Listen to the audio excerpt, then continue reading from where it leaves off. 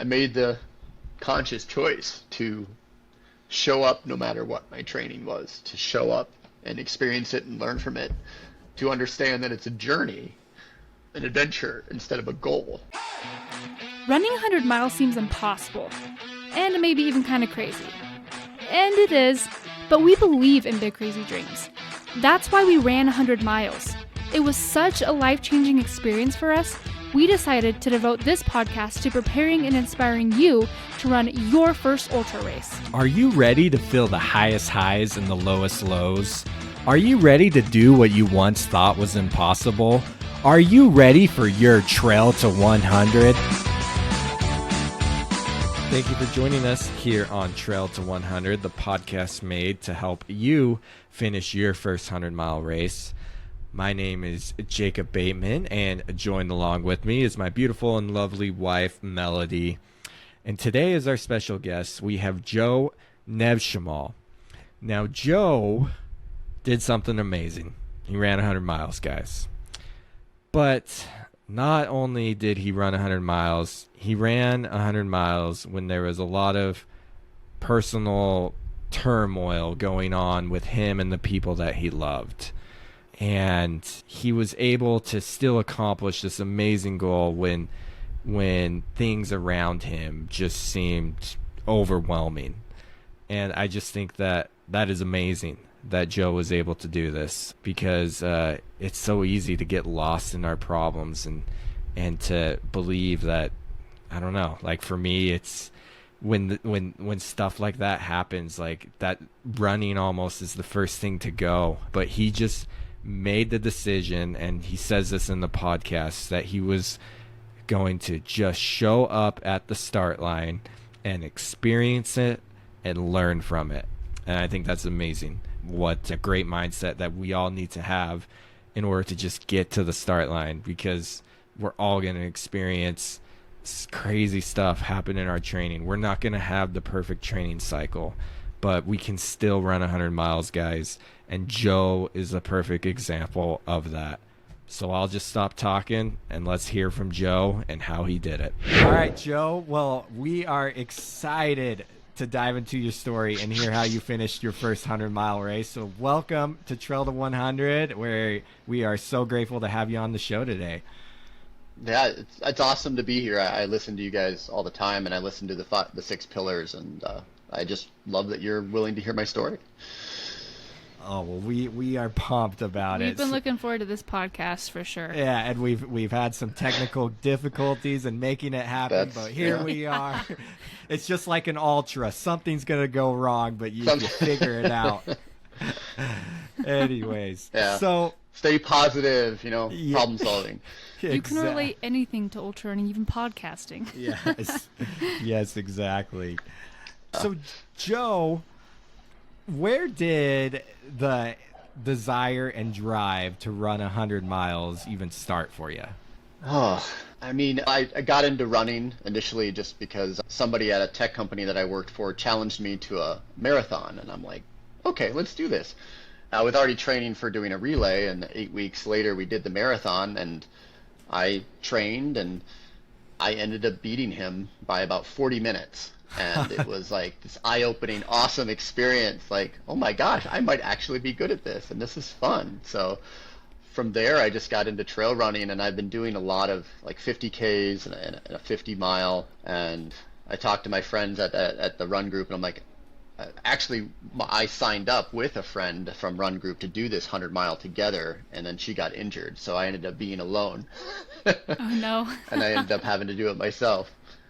It's just something that I've always wanted to do, and just sounds like an epic adventure, so I thought I'd try it out. We asked you some questions before the interview through email, and you talked about how you got challenged, you ran that marathon, and you're actually, dang, you said some of your times. You ran a marathon in 3 hours and 4 minutes.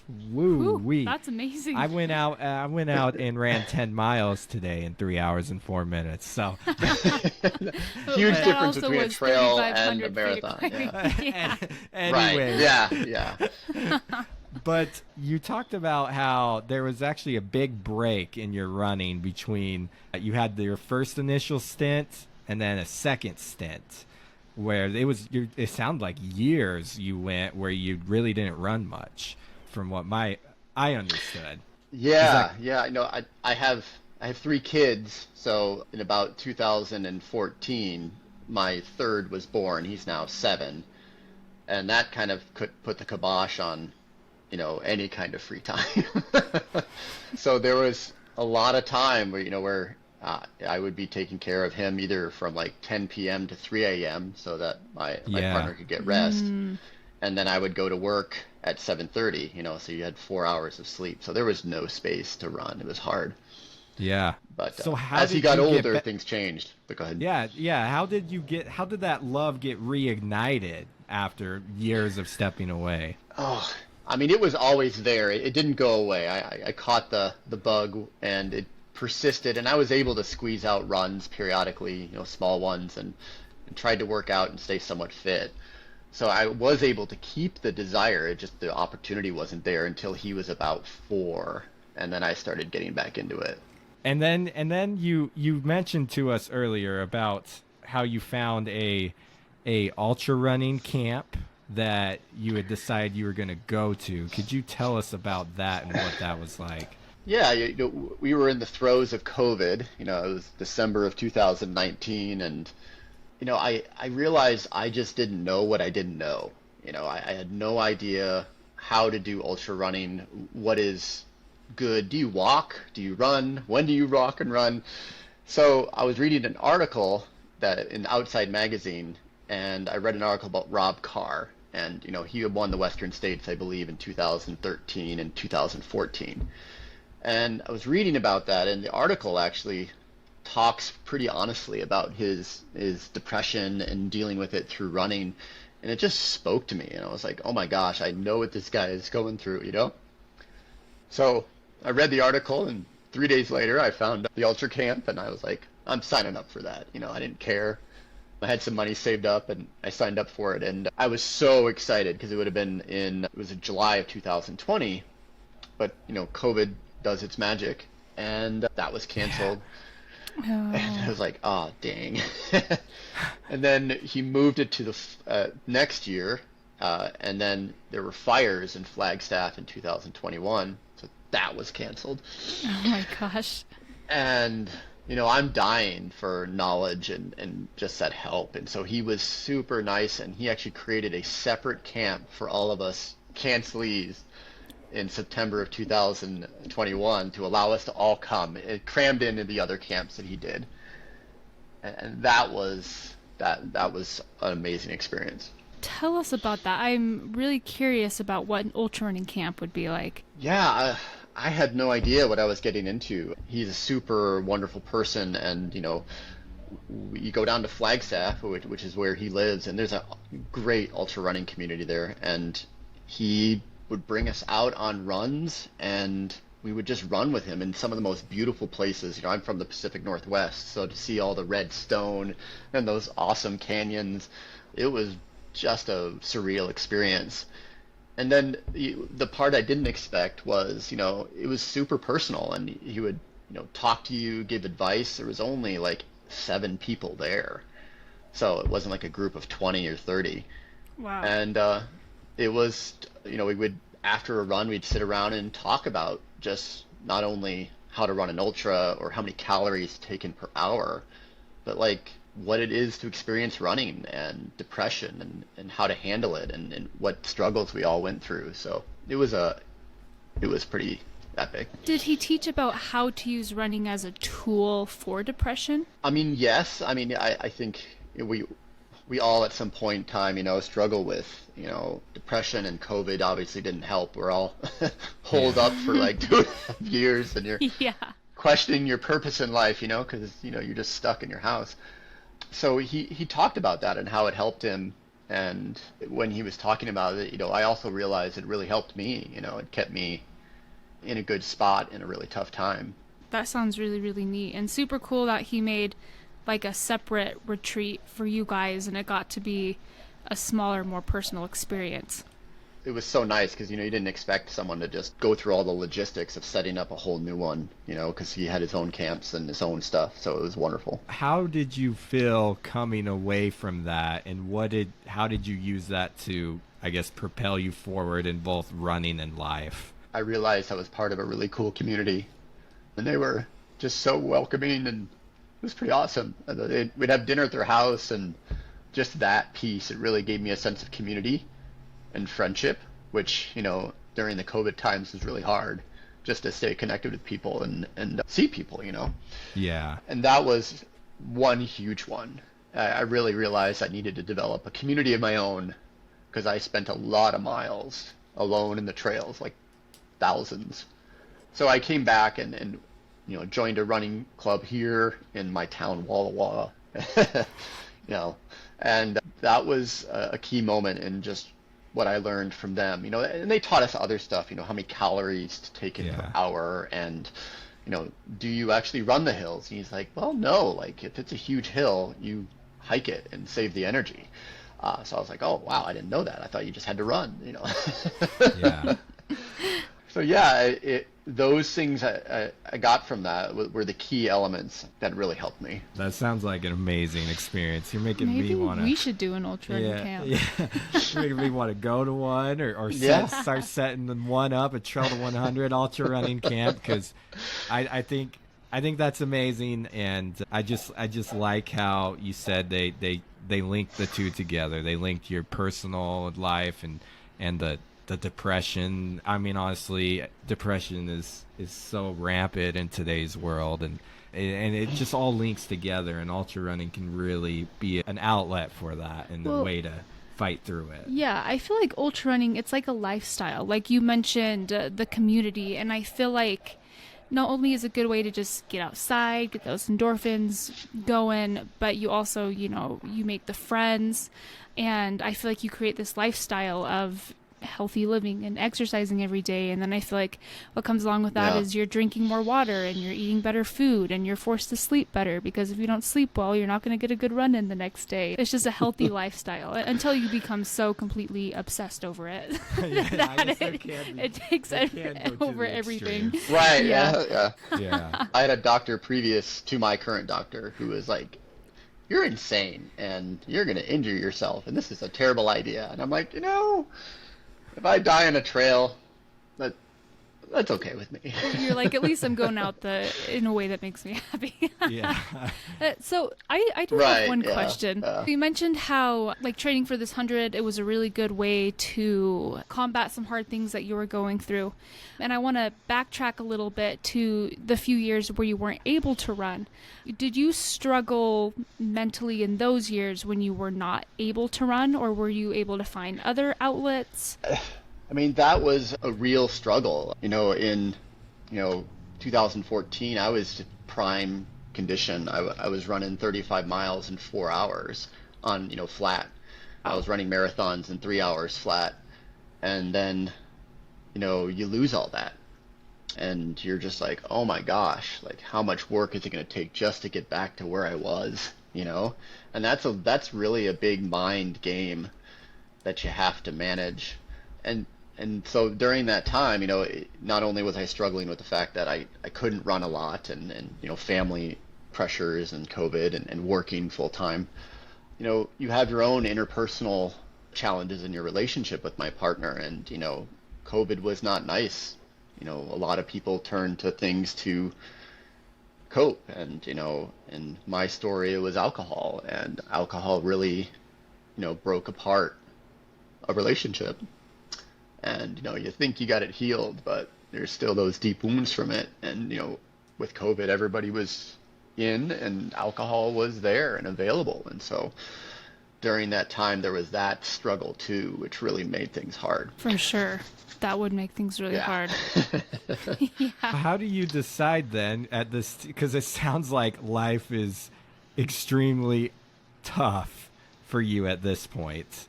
And then you sign up for this camp, the camp's canceled, you finally go to the camp in 2021. How do you then decide? Because I know for me, I oftentimes, if there's a ton of crap going on in my life, I will use it as an excuse to not do something. And sometimes it is justified, you know? I mean, everything's situational. How did you decide, with all this going on in your personal life, that you wanted to do 100 miles in the midst of this big fire that you're in? The 100-mile happened here in June 2023. So I just started signing up for 50Ks and races which were in beautiful places, and heck and high water, I was just gonna do them. My training at that point was haphazard, to say the least. Yeah. There were times where I didn't run for a week and a half, and I'm like, oh my gosh, and then you'd run maybe a 20-mile week and then a 40-mile week, and then life would happen again, and 10 miles or 3 and maybe 50. So it was a really up and down experience. And what I finally just said to myself is I just got to show up at the start line, and just experience it and learn from it. That was the changer. Sorry, pardon me. Oh, you're allowed to cry. Like we were saying, there's been lots of tears shed on this show.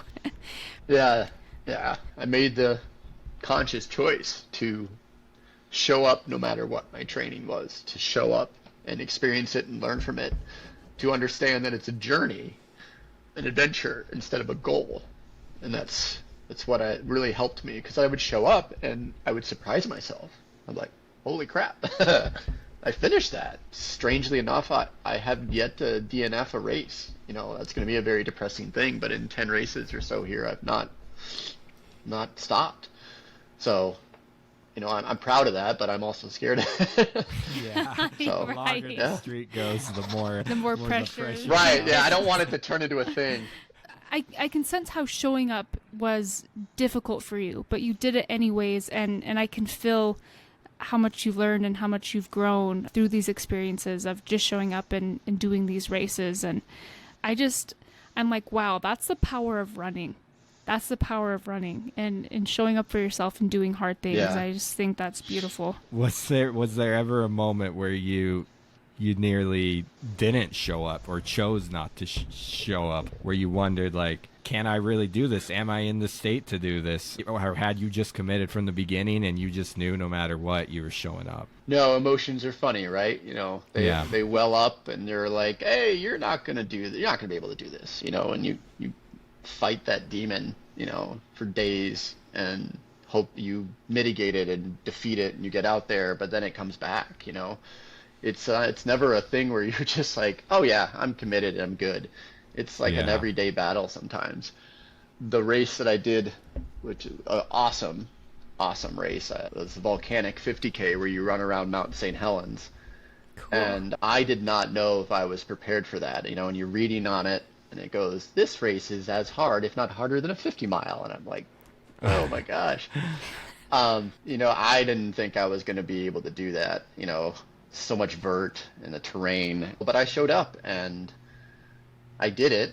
It was, most people did it in like 5, 6, 7 hours, and I scraped in there at almost 10.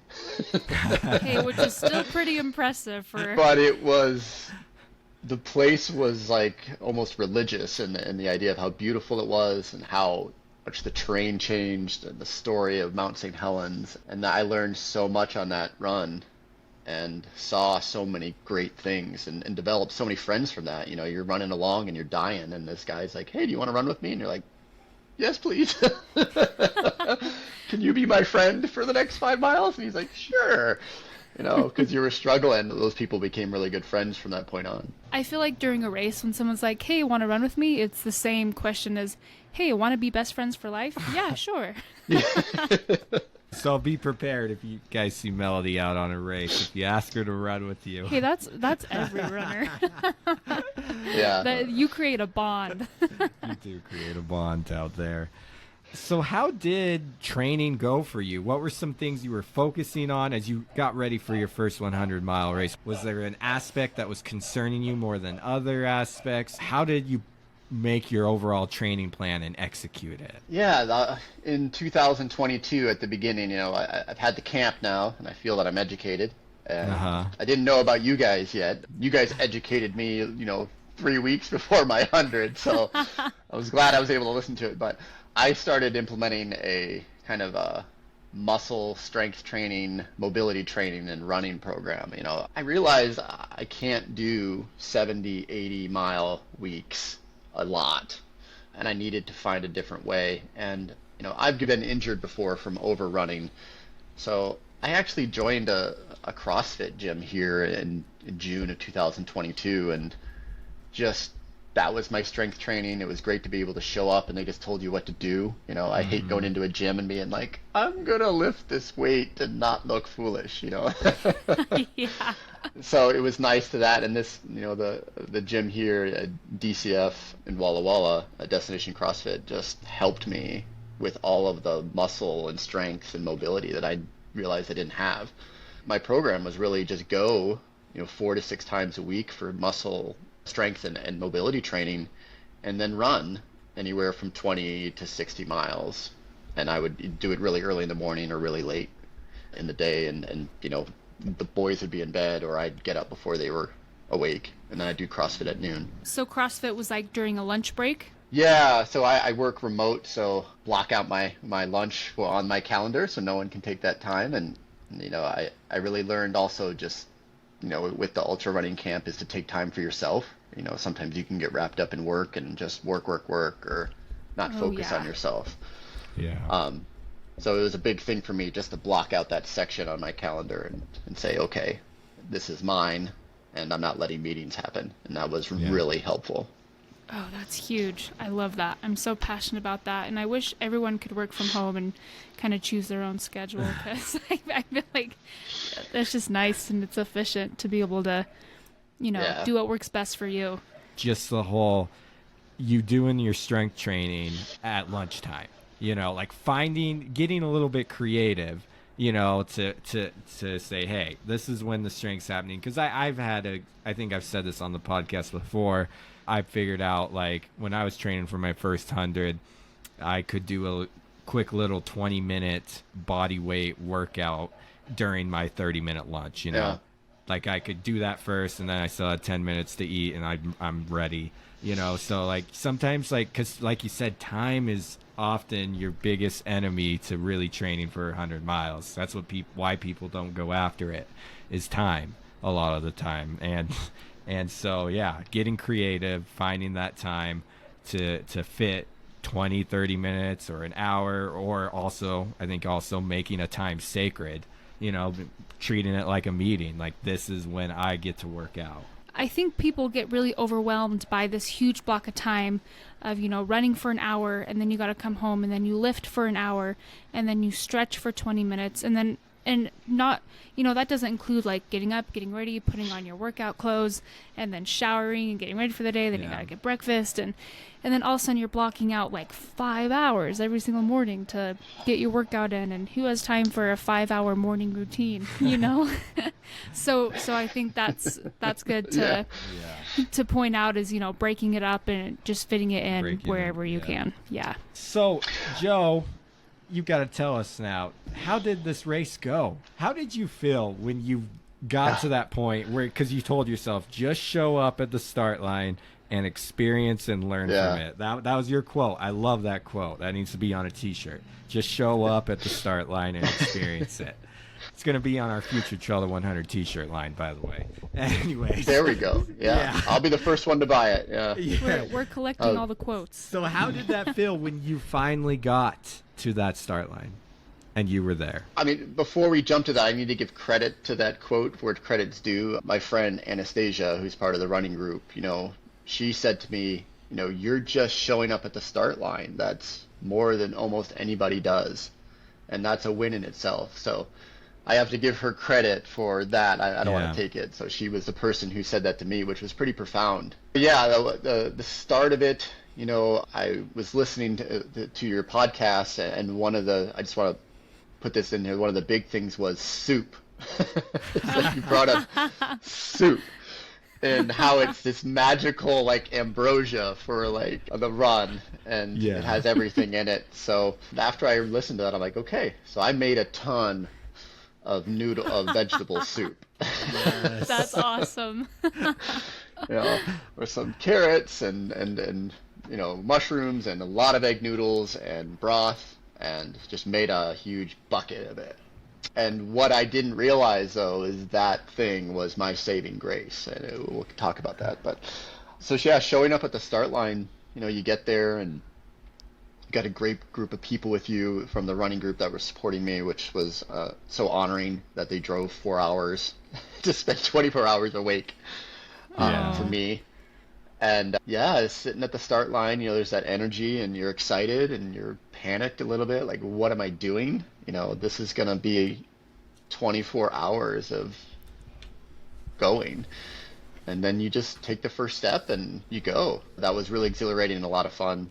The cool thing about this ultra is that the first step, after a couple hundred yards, you run through a 2.3 mile train tunnel.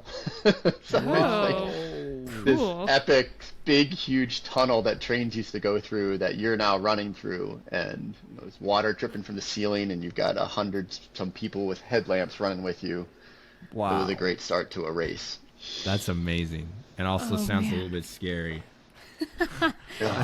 That's a long tunnel. It is. Yeah. At what point in the race did things start to get hard? Oh, the race is a slow downhill till about mile 21, and then you come back up the hill, and then you just go up that hill for like 40 some miles. So that's rude. Yeah, it's one of those things. It's a slow little hill, but it's there.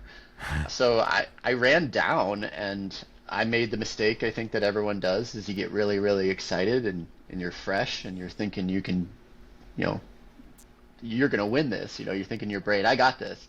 So I ran my fastest 50K I've ever ran the first 30 some miles. And that was a mistake. I mean, it didn't derail everything, but you realize you need to stick to your plan a little bit better. But, the slow downhill was so enamoring. You're like, oh, I can just do this. That would be tempting. So I got down to 21 and came back, and I was coming back up, and I hit mile 32, and I was feeling pretty good. And then there's a 13-mile space between mile 32 and the next aid station. And during that time, as the sun was coming up and it was getting hotter, that was the worst time. About mile 38, and you're still on this hill, and it just starts being difficult. When it started to get hard, did you start to doubt yourself? Or did you not quite get that far? Or did it become a mind game at that point? What starts going through your head? It started to be a mind game. The little shoulder demons start popping up going, you got to do this for 3 more marathons. What are you doing? And you start giving in a little bit to it. But, some of the stuff on your podcast about mindset, where you've got to be positive and you got to know that there's going to be problems, and you got to face them and try to work through them, have a problem-solving mindset instead of just a panic or worry. So I had to practice that through that whole section of those 13 miles. There were times where I should just DNF here. This is insane. It was getting through those 13 miles and finally seeing my crew and seeing that aid station was a huge uplifting moment. So when you saw your crew in your aid station, what mile is this now? It was about 44. Were you still feeling like, oh yeah, I'm gonna finish this, or were you just taking it one step at a time sort of mindset? At that point, I was still a little bit shaky in that I didn't know if I would be able to do it. Coming into the aid station, though, you get this welling of just happiness to see people. Yeah. And rolling in, and they're like, here's all your stuff, and here's this and this, and all you had to do was sit down and eat and drink, and they were just helping you out. That really helped the mental state. So do you feel like after that aid station you were recharged enough to keep going? Yeah, they pushed me. I think just seeing them and being able to push through there, I was able to continue. And then once I hit mile 50 right after the aid station, something clicked, something changed. I think it's just a mathematical thing in that I'm beyond the halfway point.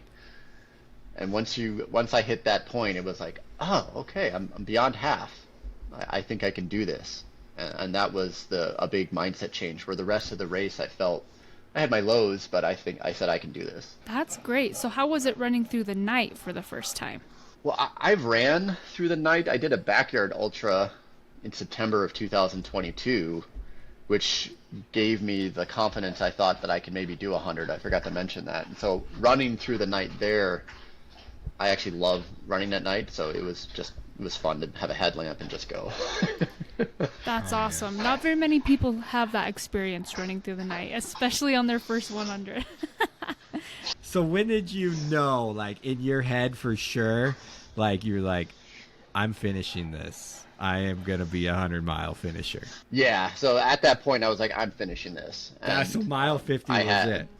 51. Yeah. I was like, I'm going to do this. I can do this. And there's going to be lots of problems going forward. And there was about at the next aid station too. There was a big problem.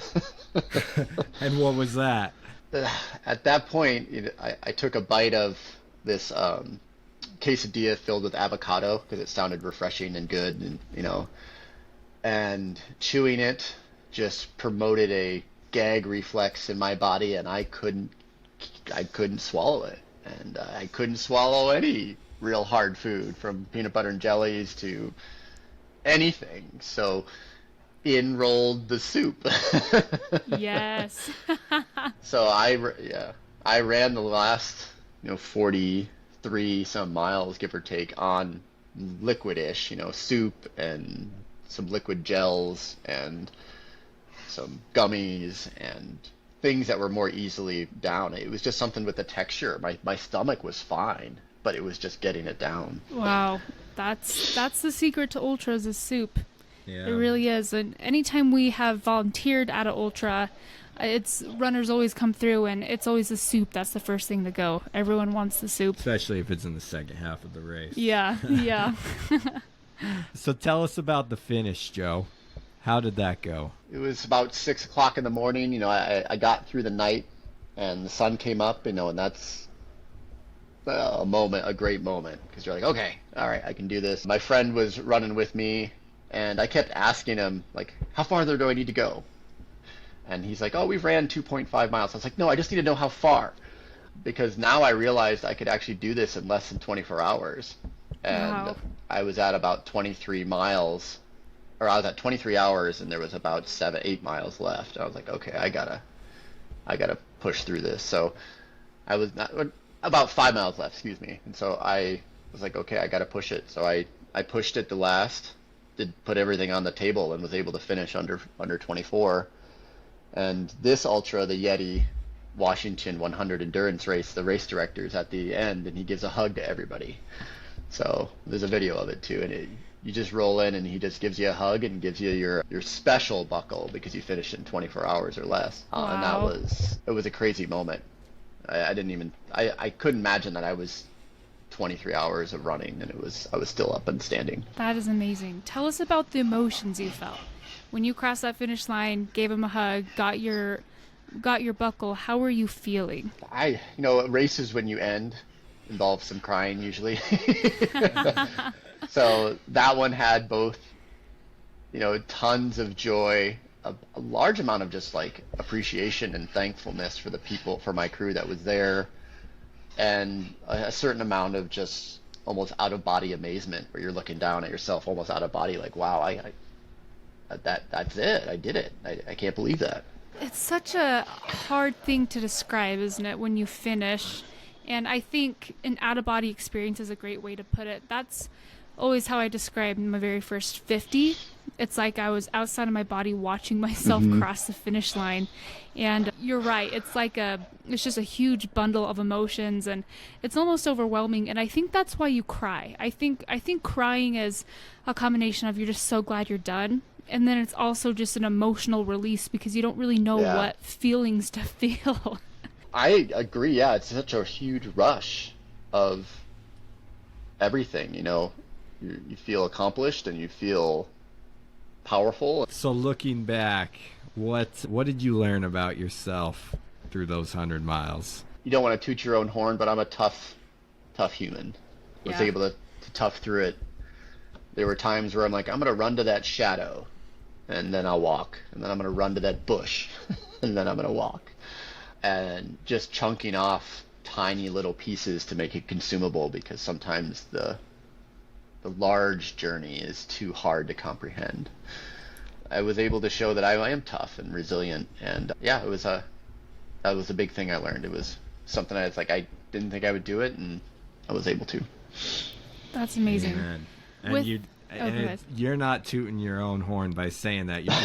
You're just stating the facts. Exactly. Yeah. You got to recognize one of the worst enemies you could have is negative self-talk. That's something I struggle with a lot. And so you do have to, you know, tell yourself a lot of times, like, draw upon past experiences or whatever when things are really low and you're trying to get through mile 60, 70, whatever it is. Maybe it's mile 20. Things have just gone south really fast. Yeah. You've got to be able to talk yourself out of that negative place and not entertain those negative thoughts, you know? You're absolutely right. Yeah, no, it's Yeah. tough. You're tough, Joe. You're tough. Do you Thank do you. you feel like you've been able to apply these lessons into your life, especially amidst kind of the trials and things that you've mentioned? Yeah, that hits pretty close to home. I mean, in that, you know, the trials that I was going through, you know, starting back in early May, you know, as I mentioned, you know, COVID was really difficult, and alcohol made everything worse, and sometimes personal relationships just don't survive that.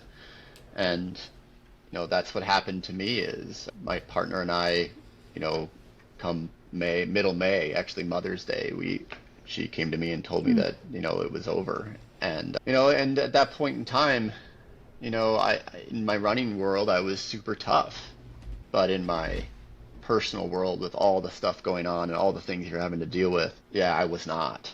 That was the big advice that I got from a friend, was like, just start applying your running mindset to your life, and, you know, work through these things. Take small little bites. Don't try to look at the big picture, because one of the things was looking at the long future and being like, it's overwhelming. There's so much to do. There's so many problems. So just take little bites was able to help me a lot. And over the last 2 months of going through this, you know, going through divorce and with kids and supporting them and making sure that they're safe and awesome. And sometimes you just got to take little bites out of life, and you can't look too far down the road. For sure. I love how we can apply the lessons we learn in ultra running to life. And I also just want to give you kudos for doing what you did, running this 100-mile race, doing it as well as you did, even in the midst of that. I feel like, because we talked about the mental game, and that just adds a whole new dynamic. So you're not only tough physically, but you're very, very tough mentally and emotionally. I appreciate that. There are days where you don't believe that. Just as you said, dude, you're just like, negative self-talk is a pretty big monster sometimes, and you just have to quiet it up. And quiet it up by working through the feeling, experiencing the feeling, but then don't feeding the feeling with continual negative talk. Exactly. I love it, Joe. Powerful stuff. Yes. What did your boys think of you running 100 miles? They didn't really understand it conceptually until I told them that, you know, that we go to this place near us, which is Tri-Cities, which is about 50 some miles away. You know, it's a bigger city for lots of fun stuff, and then we drive back. And they didn't really conceptualize it till I said, it's like Dad running to Tri-Cities and back. And at that moment, all three of them were like, whoa, what is going on? You are insane. And so they were just really just blown away by that, you know. That was that neat moment. And I texted them during the run, and, you know, they were responding and cheering me on and laughing about it. So it was fun. What a good way to be an example to your kids. That's something that motivates me, is being an example to our kids one day, and just, yeah, showing them that we can do hard things. Yeah, and they really inspired by it, and it's good to see their little faces and have them be excited about this and wanting to do more physical activity. That was the one thing that came from it. Joe, you have an Instagram account, and you started it. It's called Personal Epic Adventures Ultra Running. Tell us about like Yeah. why you started this Instagram account and what it means. I mean, for me, I started that just because I've always wanted to start something like that. And I also wanted to tell people that it is about the journey. I mean, one of the things that I suffered from pretty hard was decision paralysis in my life. You know, being able to make the decision because you were holding so many things up that you would say, if I make this big decision, then I would look at all the things in the future which would tell me don't do it. You know what I mean? And so I really needed to just switch my mindset and go, okay, this is a journey. Let's pick personal adventures and just do them, you know, and not worry about so much the goal, but the actual process. I created that just to inspire people, but there's people at CrossFit that came to me and went, this is awesome. I'm so inspired now just to do something more physical because of it. And that's kind of what I want to push forward. I feel like big accomplishments like that are contagious. So for our listeners out there, it's called it's at PEA Ultra Running, correct, on Instagram. Yeah, and it's called PU just because I like the idea of it, you know, stinking and being awesome though, because you get done with this thing and you don't have to be great, you don't have to be awesome, you just got to show up at the start line, and you know, and that's what you need to do. I love it. And that will be linked in the show notes for anyone who wants to check it out. Yeah. Our last question for you, Joe, before we let you go, we ask every single one of our guests this.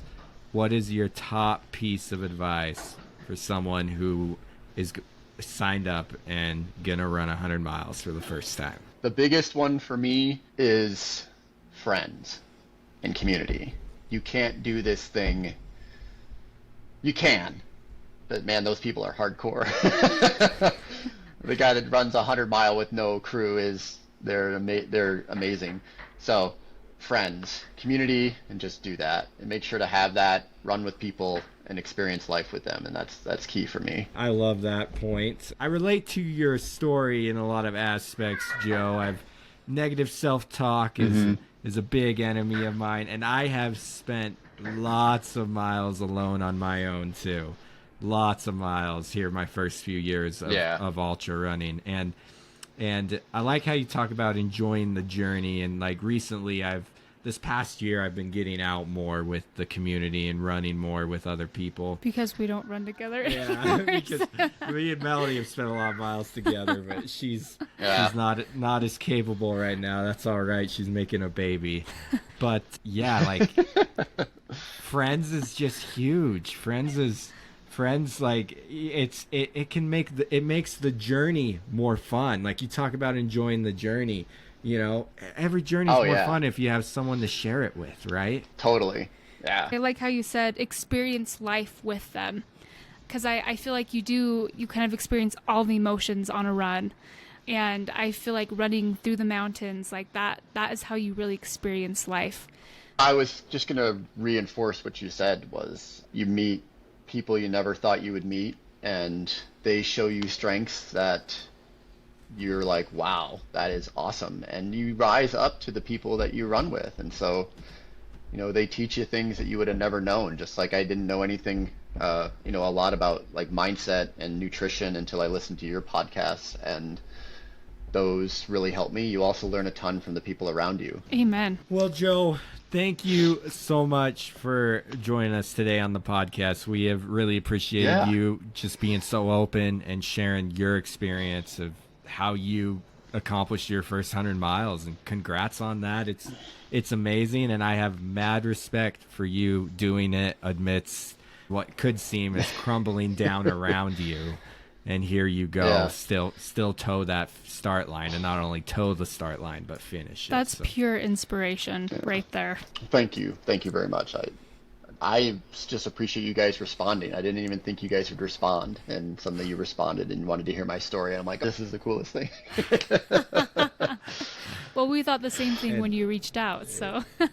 And it makes us happy as you talk about, like, you know, the pillars of ultra running that we did, and that those episodes helped you. Like that really warms my heart. It's all worth it knowing it helped at least one person. Yes, because sometimes, these podcasts can be a lot of hours of labor, and for basically nothing, financially. But when you hear that when I hear that you benefited from those episodes, it's just Makes it all worth it. We appreciate you letting us know that, because it makes it worth it for us. So thanks for that. Just to add one last thing, without the podcast talking about soup, I probably would have DNF'd at like 57. So I love it. Moral of the story: soup. Soup. That's what we'll title the podcast. Soup. Yeah. Anyway. There we go. All right. Well, Joe, thank you so much. We appreciate your time and coming on today. Yeah. Thank you so much. Thank you, everyone. So big thank you goes out to Joe for sharing his story with us and being so open, and congrats to him on finishing his first 100-mile race, even with, all that crap going on all around him. Super impressive. Yeah. Super impressive. Very impressive. Very impressive. So, Mel, what's your main takeaway from this episode? My takeaway was mental toughness. I feel like he really demonstrated true mental toughness. And we talk about mindset all the time on this podcast. And running 100 miles without a bunch of stuff going on at home is already a very, very hard thing. And then you add, some other mental health challenges on top of, a lot of stressors at home. It just makes the mind game that much harder. And he was able to push through all of that and prove to himself that he is tough and he can do hard things. And I just thought that was so inspirational. And as I feel like we all have struggled here, I've opened up a tiny bit about some mental health struggles that I've had in this podcast. And I just think about all the times where I just wasn't in it mentally and I didn't do it. Like, honestly, like when you signed up for the Ute 100, I didn't because my mind just wasn't there. I just mentally wasn't ready. And sometimes it is justifiable. You have to manage the stressors in your life and ultimately it's your decision. But it just taught me that you can do hard things even when you're struggling mentally and emotionally. That's something that you can push through. Yeah, and to go along with that, I liked how he just said, just show up at the start line and experience it. Just show up. Oh yeah. And he was like, no matter how training went, I signed up for this. No matter how training goes or whatever else is going on, I'm just gonna show up and I'm gonna experience it, and we'll see how it goes. Yeah. And yeah. Sometimes that's the best mindset you can have. For sure. And I know I've said this before. Something my dad always taught me growing up was 90% of success is just showing up. Yes, it is. You've won a battle by just showing up. Exactly. And like he said, he surprised himself a lot of times. He showed up and he was like, whoa, I actually didn't do too bad. And even with this 100, he showed up, he was scared, but he did it in under 24 hours and surprised himself. So you never know what's going to happen, but it's not going to happen if you don't show up. I really liked him just talking about running with people. Yeah. And it was just, this is something that I've been doing more lately. I've made a great friend in Ryan Head, former guest of the podcast. I've been running with him weekly, and I already feel like a really strong bond with him. And as we go out for runs, and I like how he says, it's a journey. Like, don't just train for the 100-mile race. Train for that week, Train for that day. Experience that day. Enjoy that day. Do whatever you can to make that day, part of the whole experience. We're not just experiencing 100 miles once. You're experiencing the whole training plan. And that's something that I even found, I've been trying to get better at that through the years of just, you got to make your training plan fun still. Yeah. And you got to, whether that means doing it with people, whether that means running different areas, exploring new areas, you got to figure out a way to still keep it fun and adventurous, make it a journey. Well, and look at it as a gift. It is a gift to be able to get outside and run every day. If you have an able body and mind to be able to do that and get out in nature, that is a gift. Yes, it is. Very much so. Well, thank you, everybody, for joining us today. And once again, a big shout out to Joe for sharing his story. And just a reminder for you all, we have a website up, trail to100.com, where we have our coaching on there. We have some free download programs on there. We got swag. We got shirts and stickers on there. So go check it out, trail to100.com. Everything you purchase, whether that's through a coaching plan or just a sticker, goes back into the podcast to help continue to grow and develop this content so we can keep helping others, just like Joe, finish their first 100-mile race. Thanks so much for listening, and thanks for your support. And remember, guys, if you want to run 100 miles, Make it happen.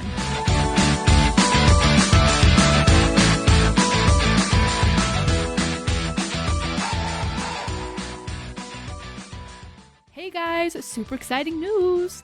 Pine Tree Running is now Trail to 100 coaching, and Jacob is officially a coach. That's right. So if you're ready to take the next step in your training and run that race you've always wanted to run, we would be honored to help guide you on your ultra running journey. At Trail to 100 Coaching, you'll receive a custom running plan with strength training options, constant communication with your coach, and you'll be connected with other runners like you who are also on their Trail to 100. If you want to learn more, check out our website, trail to100.com.